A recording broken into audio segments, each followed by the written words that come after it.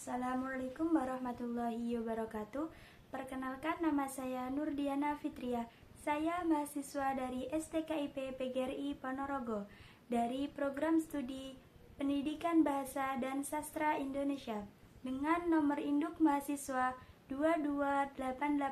228820151991. Pada kesempatan kali ini, saya akan membacakan sebuah cerpen yang berjudul Sepotong Cinta Dalam Diam karya Asma Nadia untuk memenuhi salah satu tugas mata kuliah penulisan kreatif sastra.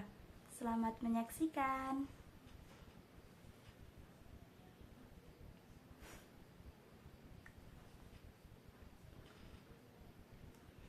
Cerpen Sepotong Cinta Dalam Diam karya Asma Nadia.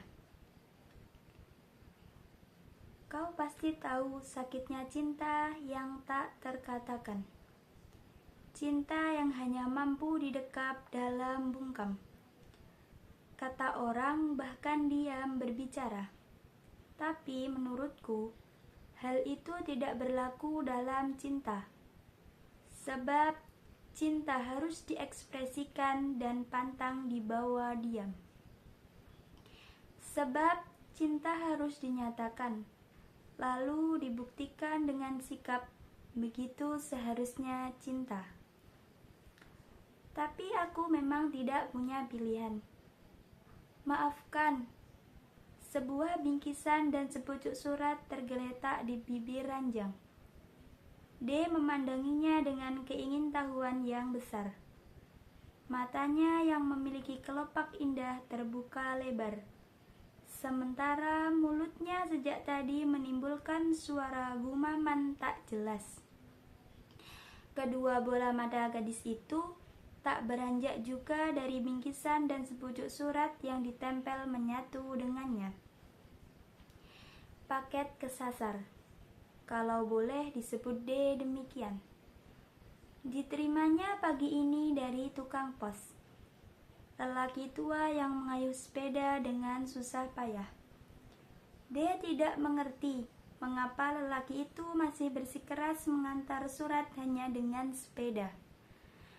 Sementara tukang pos yang lain telah lama meninggalkan kendaraan antik itu dan beralih ke sepeda motor. Buat siapa, Pak? Tukang pos itu tak menjawab.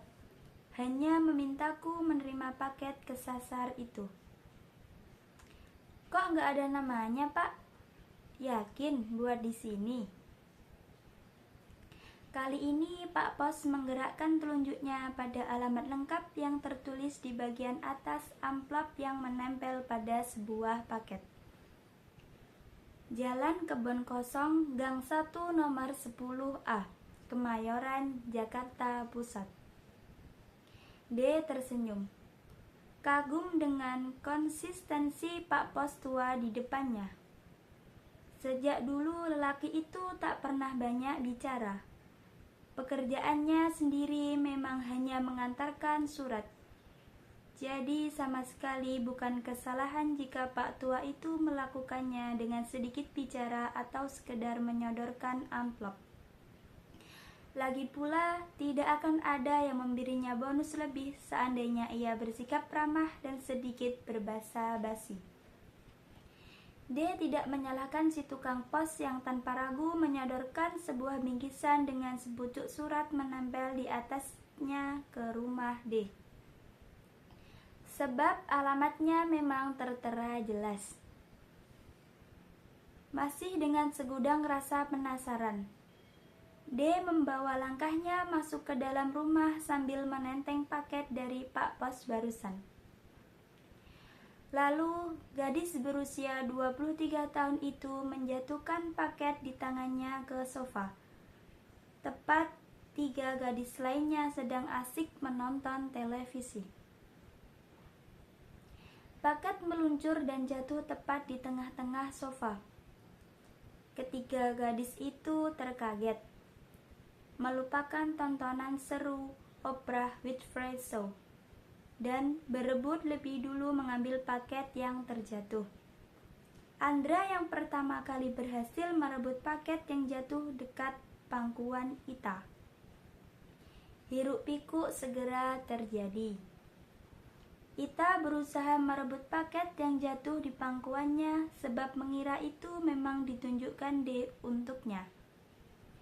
Sementara Ani tidak mau tinggal diam, ikut bertarung. Adegan ini layaknya anak kecil itu berlangsung cukup seru, setidaknya di mata D. Sayang, semua menjadi anti klimaks ketika Andra, Ita, dan Ani tak menemukan nama yang dituju sang pengirim. Amplop yang menempel pada bingkisan itu kosong.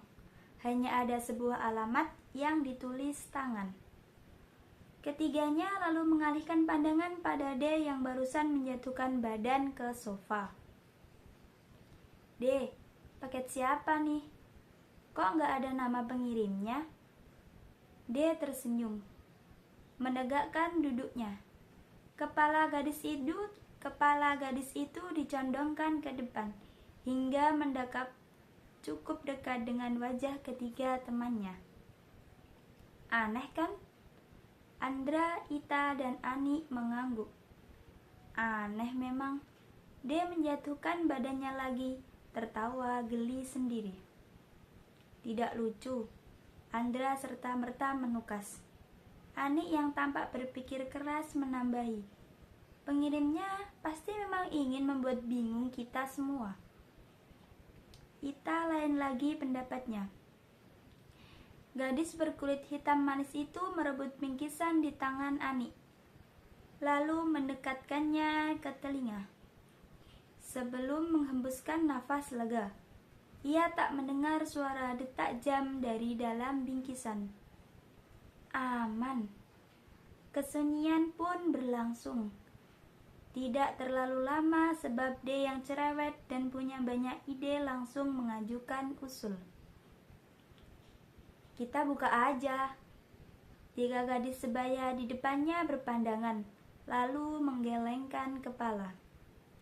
Kita nggak bisa membuka paket yang bukan milik kita. Itu namanya lancang dan tidak amanah, D. D pun terdiam lagi. Tapi tidak beberapa lama, mata bulatnya pun bersinar lagi. Kalau begitu, kita buka, terus kita bungkus lagi. Gimana? Siapa tahu penjelasannya ada di dalam bingkisan ini. Andra cepat membantah. Itu juga nggak boleh, deh. Kita nggak boleh membuka bingkisan ini, kecuali memang yakin ini milik kita. Siapa tahu paket ini nyasar ke alamat sebelah. Mungkin saja kan pengirimnya salah menulis alamat. Ya, memang mungkin. D mengerutkan kening, bibirnya bergumam tak jelas khas gadis itu jika sedang berpikir keras. Jadi, gimana dong? Kali ini Ita yang paling tua di antara mereka angkat bicara. Kita biarkan dulu 3 hari. Lihat-lihat, siapa tahu Pak Pas kembali dan mengatakan paket ini salah alamat. Simpan saja sementara ini, oke? D yang rasa penasarannya sudah melewati ubun-ubun, sebetulnya ingin menolak, tapi dia tak berdaya. Sebab ketika rekannya yang lain sepakat dengan ide Ita, maka beramai-ramai mereka menaruh paket misterius itu ke dalam almari, lalu memandanginya lama. Jakarta, tahun ketiga. Perempuan. Hari-hariku adalah penantian. Perasaan gelisah yang kupikir tidak mungkin ada kini menjadi rutinitas yang harus kuhadapi. Lalu, aku memang menghindar dari penasaran itu. Jatuh cinta. Untuk apa? Aku orang miskin yang harus menyelesaikan sekolah dan sedabrek tanggung jawab. Sebab emak salah satu perempuan yang kuhormati telah lama ditinggal mati ayah. Aku tumbuh menjadi lelaki sendiri. Hidupku bagiku merupakan perjuangan keras tanpa batas. Tak jarang aku merasa seperti kapal kecil yang berjalan tanpa rasi bintang. Terapung-apung sesekali membentur karang dan harus berbalik arah. Namun, melihatmu pertama kali di masjid sore itu, hatiku begitu saja berbicara. Kau adalah perempuanku, kau adalah takdirku. Untuk pertama kali hidup tak sekedar mengalir, sebab kini aku punya cita-cita.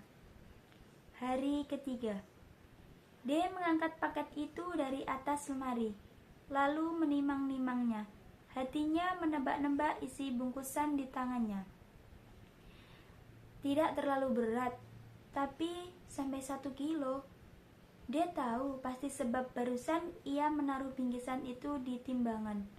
Rasa ingin tahu mendara-dara bertubuh jangkung itu. Seharusnya teman-temannya menyetujui usul D untuk mencoba menemukan jawaban di dalamnya. Siapa tahu ada label nama pada isi bungkusan itu. Siapa tahu. D menimang-nimangnya lagi. Lalu hati-hati meletakkan bingkisan itu di pinggir ranjang. Matanya menyusuri huruf demi huruf tulisan tangan di amplop. Tulisan itu tegas, tegak lurus, dan jelas, mengingatkan D akan tulisan guru-guru bahasa Indonesia waktu SMA dulu. Tulisan orang zaman dulu, begitu teman-temannya sekelas biasa bercanda. Pasti penulisnya seorang yang misterius, pikir D. Tulisan di atas amplop memang jauh dari modern. Begitupun pilihan amplop, terkesan oldies. Meski begitu, entah mengapa itu menyeratkan suatu yang dalam. Dia tahu, ia tak bisa lagi menunggu. Tangan gadis itu menyobek pinggiran kertas coklat dan meraih sebuah amplop yang meluncur dari dalamnya. Namun, baru sedikit ia membaca, terdengar langkah mendekat kamar. Ketika dia mengangkat wajah, Andra, Ita, dan Ani menatapnya dengan tangan terlipat di dada. Berdiri gagah di pintu. Terlambat dia tak sempat menyembunyikan surat yang sedang dibacanya. Tak ada kesempatan lagi. Ita langsung merebut dan mengembalikan surat yang juga tampak lusuh dan penuh lipatan dan menaruhnya di atas bingkisan. Curang! Anik mengecam D. Tidak hanya itu, Andra dan Ita menekuk muka mereka. Kegusaran tergambar jelas bahkan di dekik pipi Andra yang biasa terlihat ramah. Kamu tidak amanah, D. Duh, kata ajaib itu lagi. D memandang ketiga teman satu kosnya dengan paras merah. Seperti maling jemuran yang kepergok, malu dan tak enak-enak hati. Maafkan aku. Suasana kaku muncul. D tak sanggup berkata apa-apa lagi. Percuma berpanjang-panjang membela diri, toh ia memang bersalah. 4 orang gadis di dalam kamar termangu. Bingkisan coklat dan amplop berisi surat tergeletak terlentang. Beberapa amplop lagi barusan meluncur dari dalam bingkisan yang sobek. D memandangnya dengan penasaran ingin tahu yang jelas besar. Lelaki dan perempuan tanpa nama kini meletakkan sederet tanda tanya di kepalanya. Maafkan aku, D memecahkan keinginan. Tapi tidak mungkin berharap kemajuan hanya dengan menunggu. Sudah 3 hari lebih loh ini. D mulai mendapatkan dukungan. Ani tampak bereaksi. Gadis bertubuh mungil itu manggut-manggut beberapa kali. Sementara Ita dan Andra tampak gelisah. D tertawa dalam hati. Ia kenal kedua sahabatnya itu. Mereka pasti diam-diam sama penasarannya dengan dirinya. Surat-surat di dalam amplop yang ditulis dengan tinta berada itu berbeda itu mustahil dilewatkan begitu saja. Surat itu indah. Kalian harus membacanya. D kembali memancing. Andra bangkit, berjalan mondar-mandir. Ita melirik surat yang bagian pinggirnya sudah disobek. D, kau itu sungguh menyebalkan. Andra menarik nafas panjang. Lucu memang. Bingkisan itu bukan milik mereka. Aneh. Bagaimana rasa penasaran mereka terus berkembang seperti balon gas yang diisi udara. Masalahnya, kita nggak berhak, deh. Aku bukannya nggak penasaran. Surat ini kalau benar indah seperti katamu, hanya milik satu orang. Membacanya lebih dulu akan mengurangi rasa hormat kita terhadap pemilik dan pembuatnya. Gagal lagi. D memejamkan matanya. Terbayang sosok lelaki tanpa nama yang menanti dekat jendela, berharap balasan atas surat yang dikirim. Terlukis seorang perempuan tanpa nama, bertopang dagu, mendekap, rindu. D tak sadar, tapi ia tak bisa bergerak. Andra, Ita, dan Ani menatapnya dengan mata menukik. Sebuah bingkisan berwarna coklat dan berada pucuk surat. Sebuah bingkisan berwarna coklat dan beberapa pucuk surat. D menatapnya tak berkedip. Jakarta tahun ke-8. Siapa yang bisa memilih cinta? Siapa yang bisa memutuskan kapan cinta harus hadir dan kepada siapa cinta harus tumbuh? Tak ada. Sebab cinta adalah anugerah, rahasia yang unik dan barangkali tak selalu bisa dijelaskan. Aku mencintaimu, perempuanku, tanpa keraguan, dan dengan keyakinan penuh aku menjatuhkan pilihan. Dan aku bukan lelaki yang gampang menentukan pilihan atau mengubah pilihan yang telah dibuat. Aku adalah lelaki yang memilih dan sekaligus menerima resiko atas pilihan yang kubuat. Tak ada kata mundur. Mereka bilang mustahil. Barangkali ada benarnya. Tapi bukankah Tuhan adalah tempat bagi semua kemustahilan? Itulah kenapa dalam iman yang tak seberapa selama 8 tahun ini telah kusandarkan jawaban doa padanya. Cita-cita untuk bisa menjadi tua bersamamu. Adapun penantian panjang yang kulalui biarlah menjadi bagian sejarah betapapun sakit dan membuatku tersiksa. Memandangmu dalam realita memang perih. Luka di atas luka tersiram cuka. Untunglah pada malam-malam engkau milikku, meski dalam mimpi yang kata orang semu. D termangu. Andra dan Ita menahan nafas, sementara Ani mengusap air mata. Tidak penting lagi diceritakan bagaimana akhirnya mereka berempat bisa mendapatkan kata sepakat untuk sama-sama membaca surat itu. Jeleknya lagi dan dalam alunan Knif, lagu 80-an yang memerihkan hati. Aku penasaran. D tiba-tiba angkat bicara. Sebetulnya apa sih yang terjadi? Kenapa mereka tidak bisa bersatu?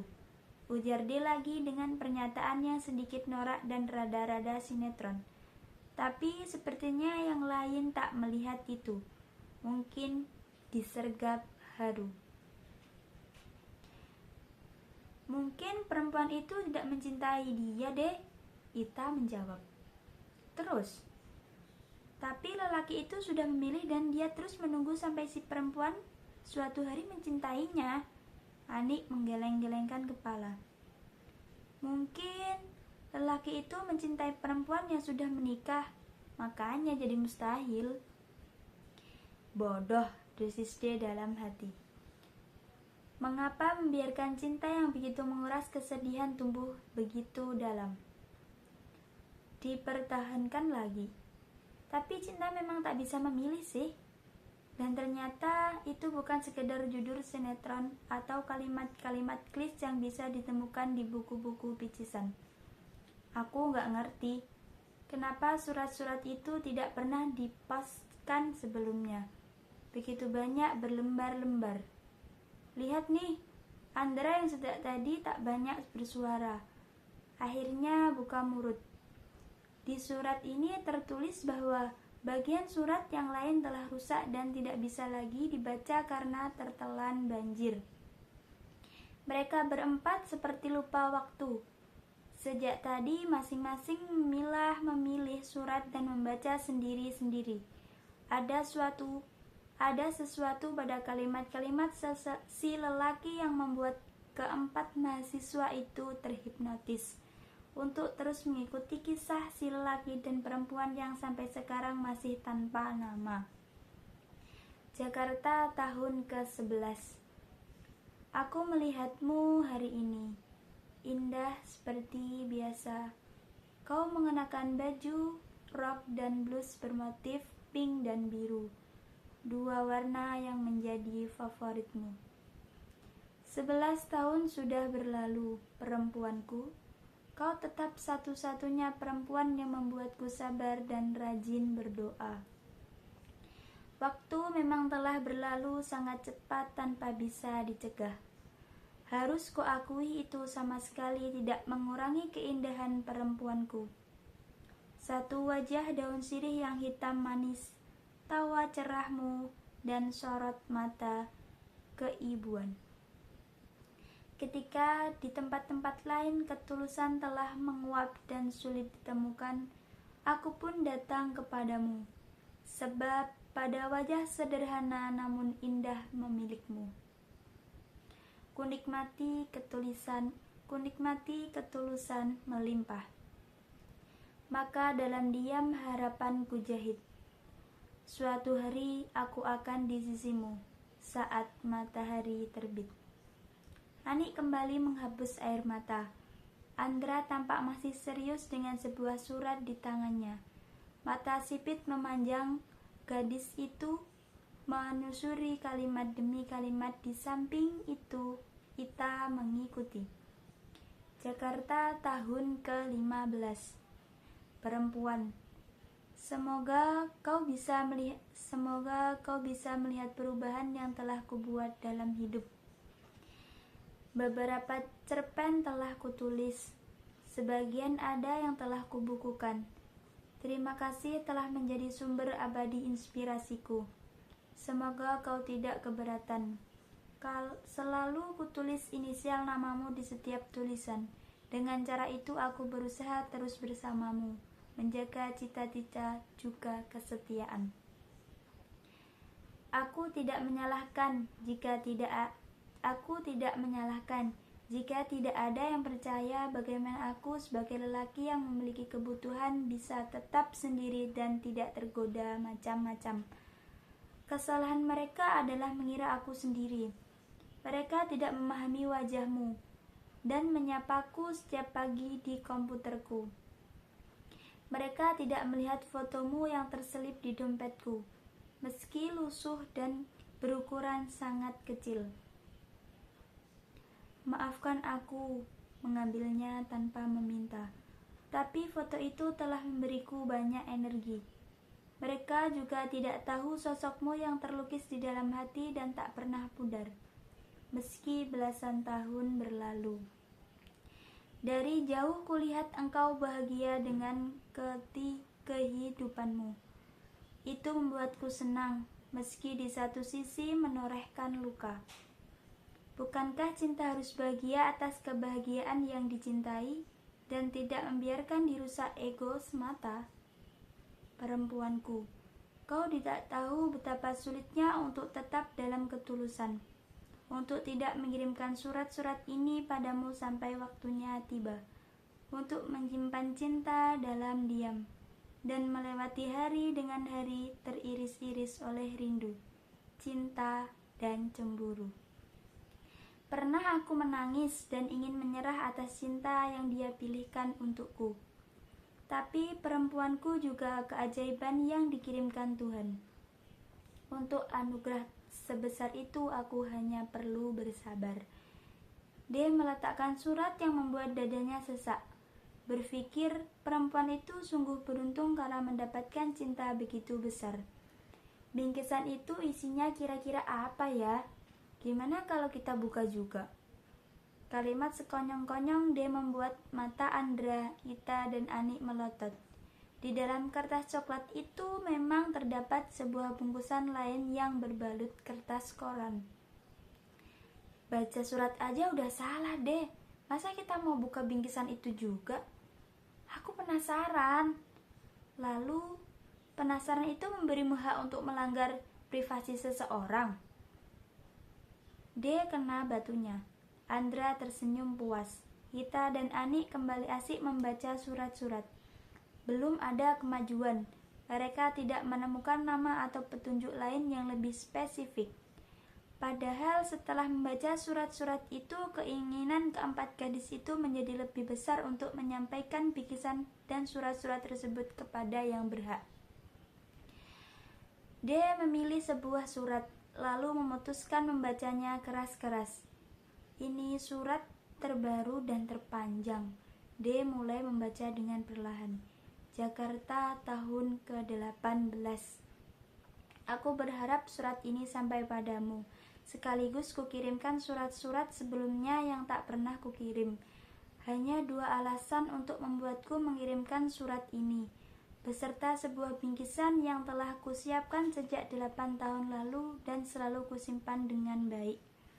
Hanya 2 alasan yang membuatku mengirimkan surat ini, beserta sebuah bingkisan yang telah kusiapkan sejak 8 tahun lalu dan selalu kusimpan dengan baik.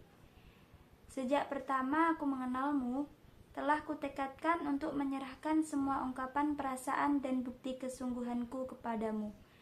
Jika masanya tiba, jika Allah memberi pertanda dan membuang satu kemustahilan sehingga aku bisa bersamamu.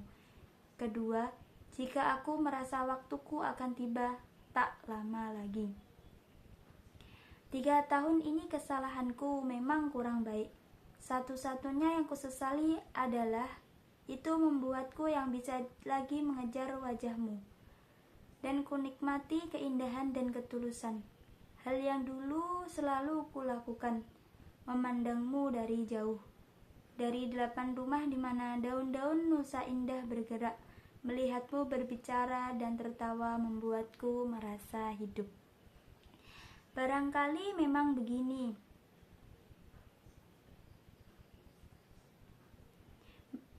Barangkali memang harus begini kata Tuhan Allah. Bahkan selama aku hanya bisa memilikimu dalam angan, harapan dan impian tidak lebih. Tapi perempuan, tak pernah kusesali pilihan yang kubuat.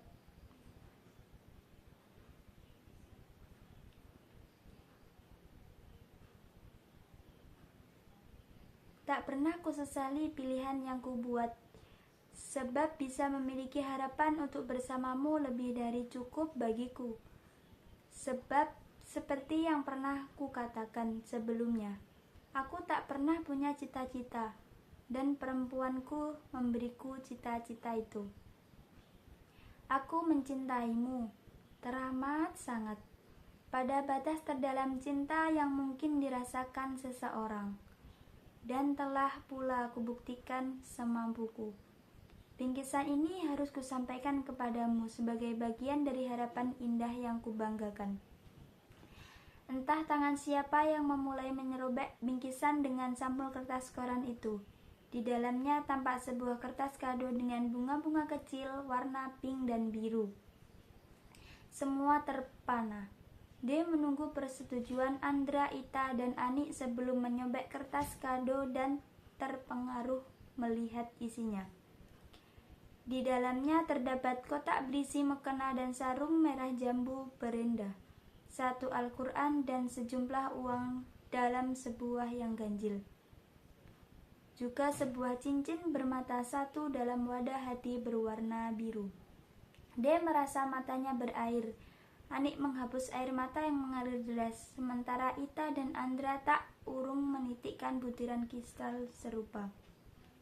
Di dekat mereka, surat-surat berbeda tahun tergeletak berantakan di lantai.